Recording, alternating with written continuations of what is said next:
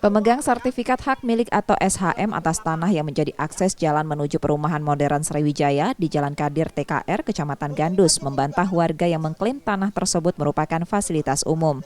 Menurutnya, tanah yang sudah jadi perumahan warga memang sudah menjadi aset pengembang, namun tanah seluas 2,7 hektar yang diklaim warga sebagai fasilitas umum merupakan miliknya dan belum pernah dijual ke pengembang perumahan.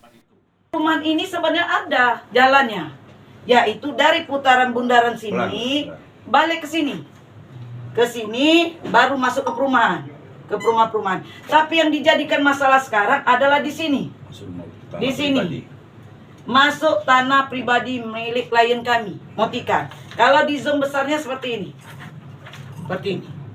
Jadi salah besar berita viral akhir-akhir ini bahwa klien kami sudah mengambil pasum, mengeduk pasum tidak. Kisruh fasilitas umum ini terjadi saat warga mengklaim akses jalan menuju perumahan mereka adalah fasilitas umum yang dijanjikan pengembang saat menawarkan komplek perumahan. Yudi Kiswanto, Kompas TV, Palembang, Sumatera Selatan.